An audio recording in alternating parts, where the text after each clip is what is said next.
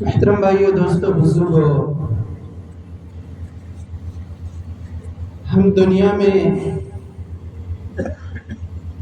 اپنی مرضی سے آئے نہیں ہیں، اللہ نے ہمیں دنیا میں بھیجا ہے۔ جب انسان دنیا میں آتا ہے، آنے کے بعد سے ہی اس کے جانے کا نظام شروع ہو جاتا ہے۔ جو بھی آیا وہ گیا، ہمیشہ رہنے کے لیے کوئی نہیں آیا۔ اللہ نے آنے کا نظام بنایا ہے تو جانے کا نظام بھی بنایا ہے۔ ہر ایک انسان اپنی متعینہ مدت پوری کر کے دنیا سے چل دیتا ہے۔ کوئی آتا ہے، ابھی وہ دنیا میں آ کر کے ایک سانس لیتا ہے، موت کا فرشتہ آ جاتا ہے، اس کا کام تمام کر کے چلا جاتا ہے۔ آپ نے سنا ہوگا، بچہ ہوا تھا، ایک آدھ سانس آیا اور مر گیا۔ کوئی تو ایسا ہوتا ہے، ماں کے پیٹ سے مرا ہوا آتا ہے، دنیا میں آ کر کوئی سانس نہیں لیتا۔ پھر کوئی بچپن کو پہنچتا ہے، اللہ کے فرشتے کا نظام چلتا ہے، اللہ کا حکم پورا ہوتا ہے، بچپن میں موت آ جاتی ہے، کچھ جوانی میں چلے جاتے ہیں، کچھ بڑھاپے میں چلے جاتے ہیں، آخر جانا ہر ایک کو ہے۔ دنیا میں کوئی ہمیشہ رہنے کے لیے نہیں آیا اور دنیا میں کوئی ہمیشہ باقی نہیں رہتا۔ ہم اپنی مرضی سے آئے نہیں، ہمیں اللہ نے بھیجا ہے۔ ہم اپنی مرضی سے جانا نہیں چاہتے، اللہ کی ذات ہمیں لے کر کے چلی جائے۔ اللہ نے ہمیں کیوں بھیجا؟ موت کا مقصد کیا ہے؟ موت کیوں آتی ہے؟ موت کے بعد میں کون سی زندگی ہے؟ ان سوالوں کا جواب سائنس سے نہیں ملتا۔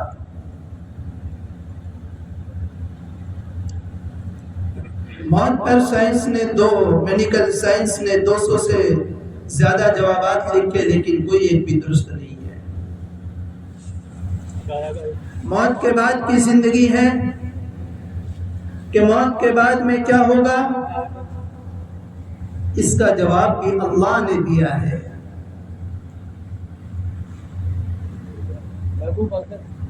بھائی دوستو، بزرگو، ہم سب کو دنیا میں آ کر رہ کر کے اس رب کو راضی کرنا ہے جس رب نے ہمیں دنیا میں بھیجا ہے۔ یہ زندگی کا مقصد ہے۔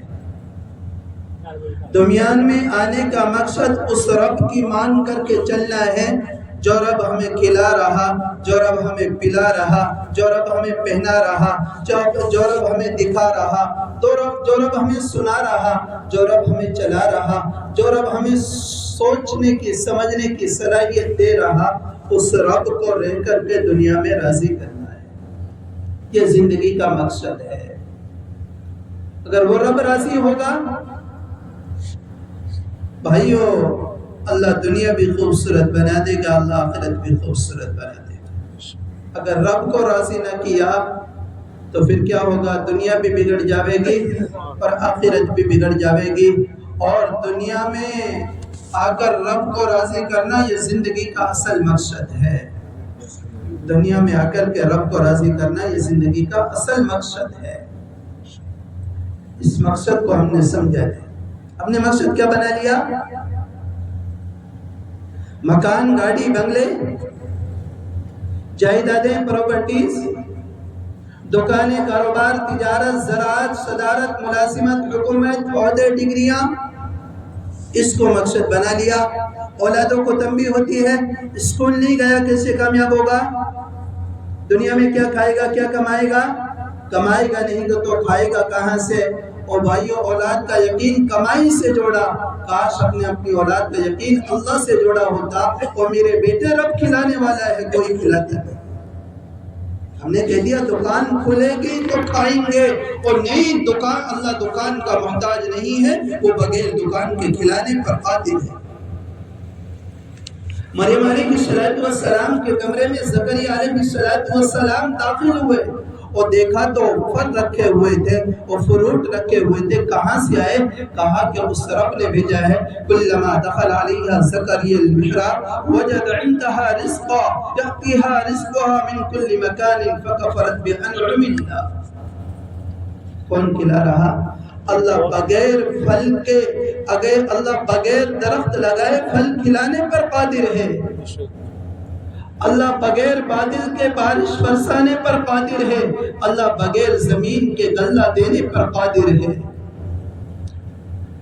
ان تمام چیزوں میں کوئی طاقت نہیں، ان تمام چیزوں کی طاقت اپنی ذاتی نہیں، ان کے پیچھے نظام ہے تو کس کا ہے؟ اللہ کا ہے۔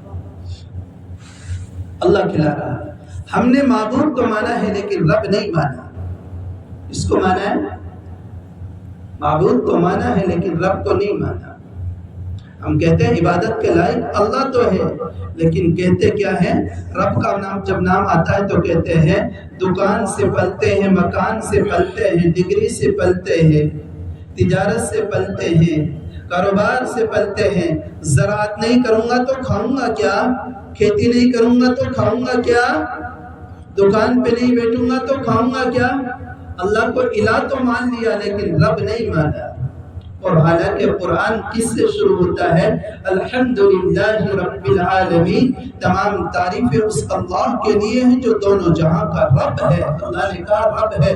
قرآن کی شروعات رب سے ہوئی، قرآن مکمل بھی رب پہ ہوتا ہے۔ قل اعوذ برب الناس، فرمایا کس سے شروع ہوتا ہے قرآن؟ رب سے شروع ہوتا ہے، ختم کس پہ ہوتا ہے؟ رب پہ ہوتا ہے۔ عالم ارواح میں جو وعدہ اللہ نے ہم سے لیا، یوں نہیں فرمایا الستو الستو، کیا میں تمہارا معبود نہیں ہوں؟ الستو الہ، اللہ نے بلکہ یوں فرمایا الستو بربکم، کیا میں تمہارا رب نہیں ہوں؟ نماز شروع کی، الحمد رب سے ابتدا ہوئی، رکوع میں گئے، سبحان ربی الاعلی، رب کو پکارا، رکوع سے اٹھ کر کھڑے ہوئے، ربنا لک الحمد، رب کو پکارا، سجدے میں گئے، سبحان ربی الاعلی، رب کو پکارا۔ او بھائیو، رب کا بار بار دہرانا اس بات کی علامت ہے لوگوں، رب اللہ ہے، دکان اور مکان نہیں، کاروبار اور تجارت نہیں، ملازمت اور صدارت نہیں، حکومتوں سے تم نہیں پلتے، پالنے والا تو اللہ ہے۔ پالنے والا کون ہے؟ اللہ ہے۔ اگر رب کو رب نہیں مانا تو خدا کی قسم ہماری زندگی خوبصورت نہیں بن سکتی۔ رب کو رب تسلیم کرو، صرف زبانی نہیں، دلوں سے رب کا یقین ہو کہ جو کچھ بھی ہوتا ہے وہ میرا رب کرتا ہے۔ میرے لقمہ پیٹ میں ایک جاتا ہے، اس کا نظام چلانے والا اللہ ہے، اس کا نظام چلانے والا وہ رب ہے۔ ہمارے کھلانے والا، ہماری بھوک دور کرنے والا کون ہے؟ اللہ ہے۔ رب کو رب تسلیم کرنا یہ ہماری پہلی ذمہ داری ہے، ہماری زندگی کا پہلا مقصد ہے۔ اگر رب کو رب تسلیم نہ کیا اور اس طریقے سے زندگی گزارتے رہے اور اپنے مسائل کا حل دنیا کی چیزوں میں تلاش کرتے رہے، خدا کی قسم زندگی تو ختم ہو جائے گی لیکن دنیا کے مسئلے کبھی حل نہیں ہو سکتے۔ دنیا کے مسئلے کبھی حل نہیں ہو سکتے۔ ہم کہتے ہیں فلاں مسئلے کے لیے فلاں ترتیب ہے، ہماری عقل ناقص، ہماری سوچ ناقص، ہماری سمجھ ناقص، ہمارے تجربے ناقص، ہماری تمام چیزیں ادھوری ہیں۔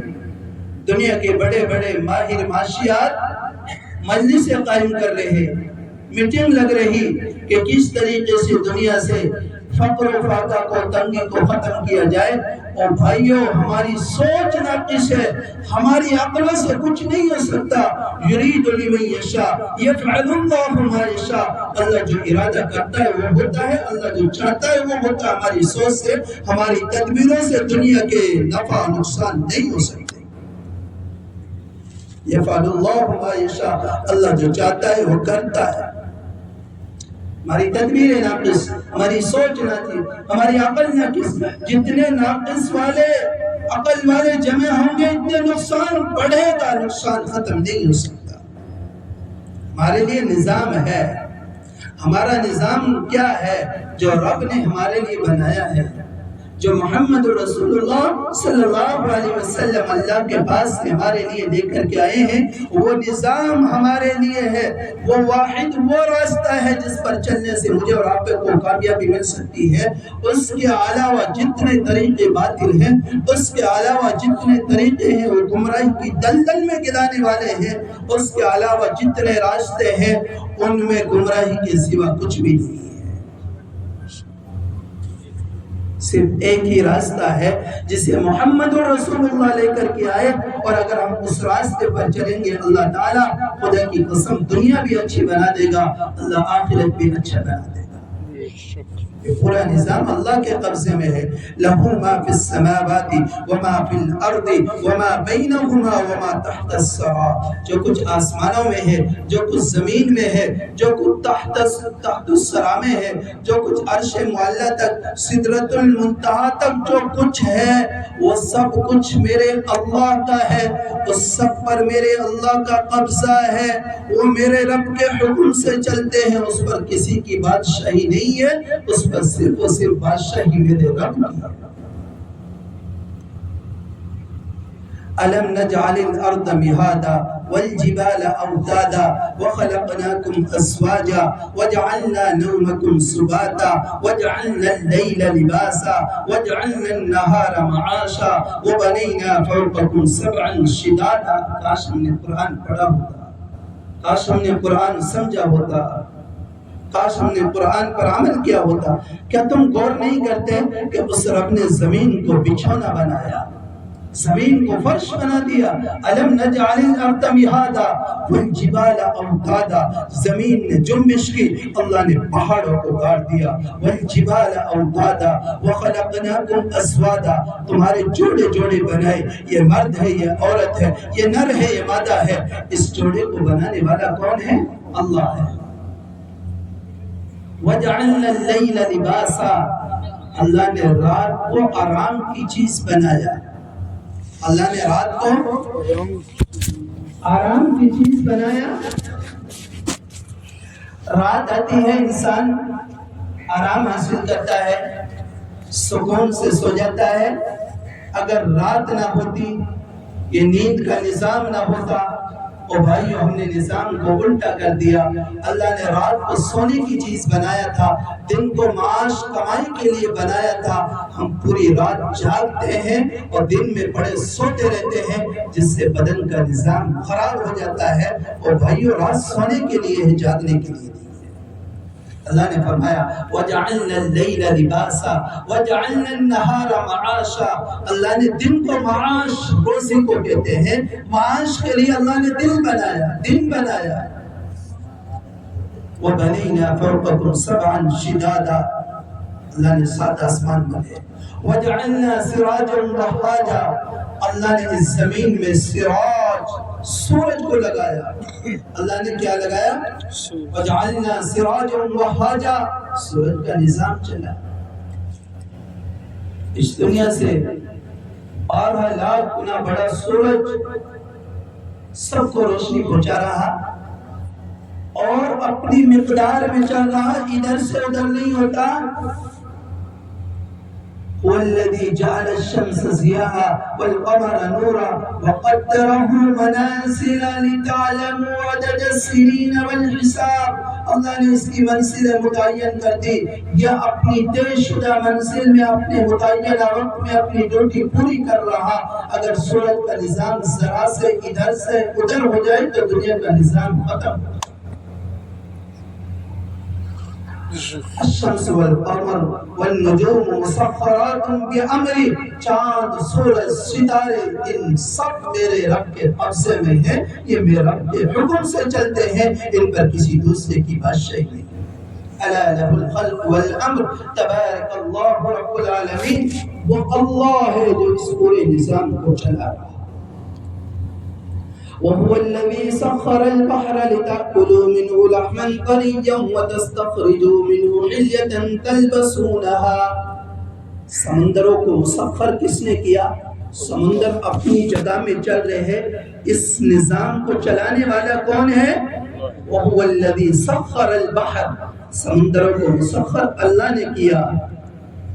لِتَأْكُلُوا مِنْهُ لَحْمًا طَرِيًّا، اس میں مچھلیوں کو تمہاری غذا بنایا.